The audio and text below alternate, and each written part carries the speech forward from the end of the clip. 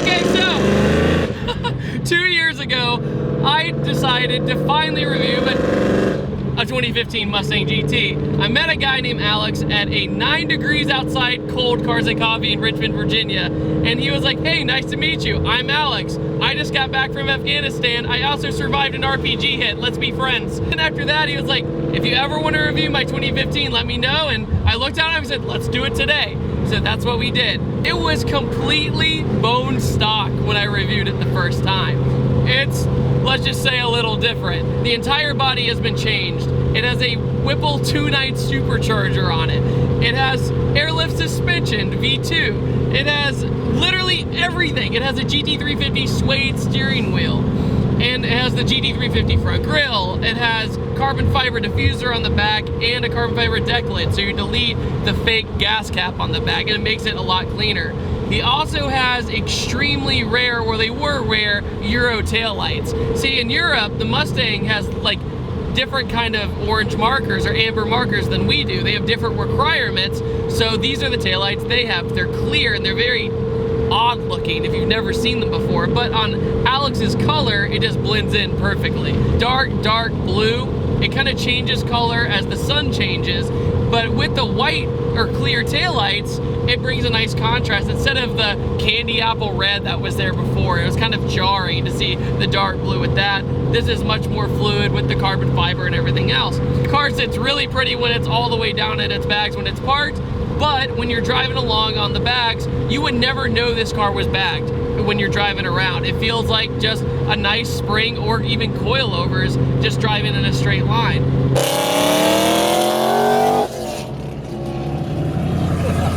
But that's what's amazing about bags anymore. They're getting better and better as we speak.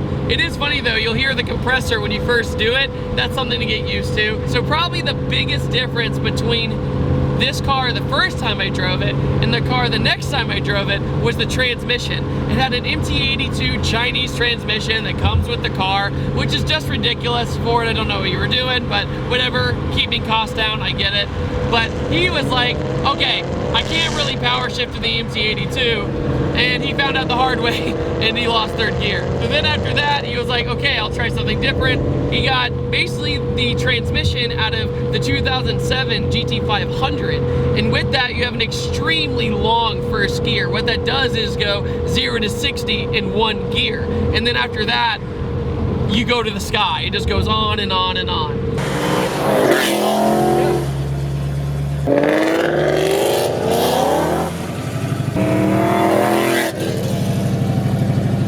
If you ain't first, you're last. I used to drag here back in high school. Did you really? Yeah. On green, we go. Not fast, but we go. Okay. The motor setup, bone stock motor with a few other things, and honestly, it's 10 pounds of boost with a little bit over 700 wheel horsepower. That's just so ridiculous. If you wanted to do that, 15 years ago, you could never do it. The 2 valves, good luck. 3 valves, even more good luck. But the Coyote motor is still badass and here to stay. In other words, Alex bought this car completely stock. I had a great time driving it. It was awesome. Hooked every time. Nothing ever really went wrong. Then he did this, and he put the Cook's long tube headers on it and Borla Attack mufflers. If you don't remember, one Mustang week I was here, I was driving a black Terminator Cobra, and that had Borla Attacks on it, so you get the picture. Borla Attacks are extremely loud, and this has an X-pipe with no cats on it. Once again, extremely loud.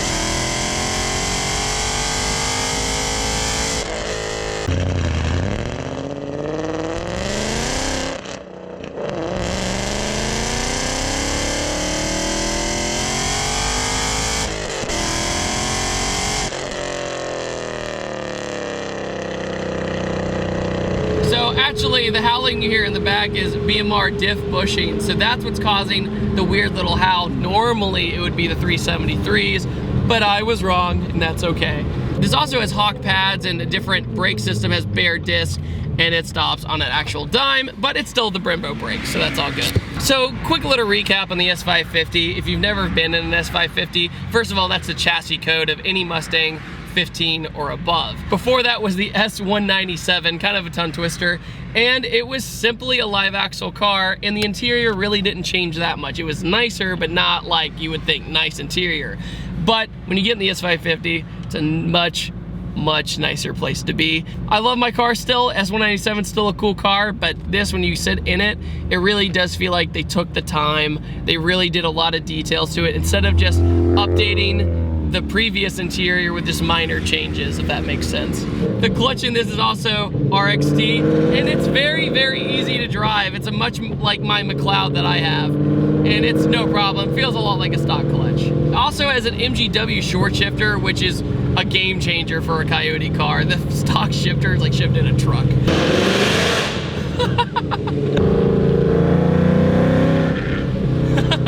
Twin screw supercharged car.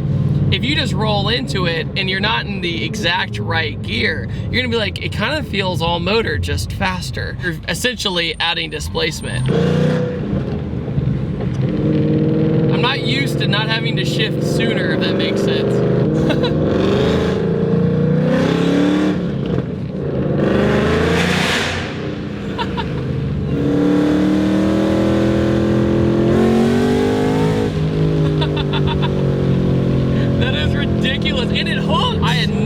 Wow, I was expecting spinning and drama and all this stuff. It just goes. That's really impressive. You notice though, not a lot of supercharger whine. It's just mostly motor, but that's probably mostly because of the exhaust. It's so loud, it kind of overbears everything else.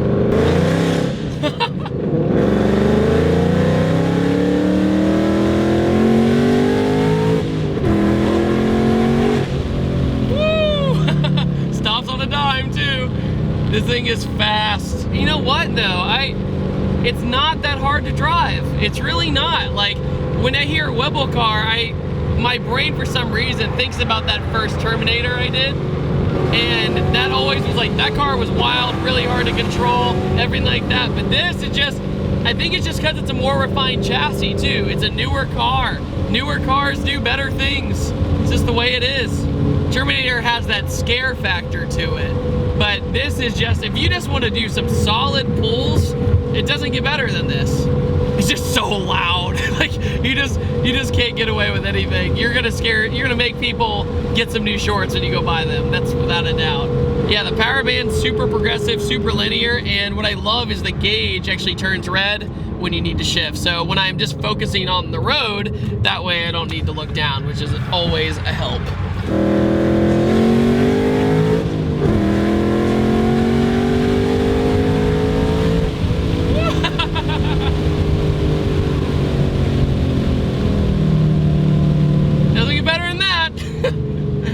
Yeah, this car's not stock. Yeah, this is my...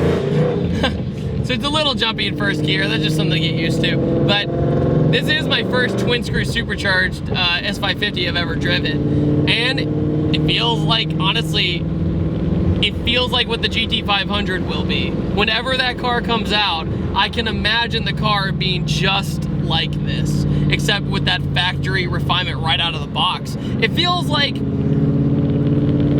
a lot like a Hellcat, but just lighter. I love when you just hit it and it just squats and it just goes. The Hellcat feels fast and you feel the torque and everything. This though just pulls so hard up top.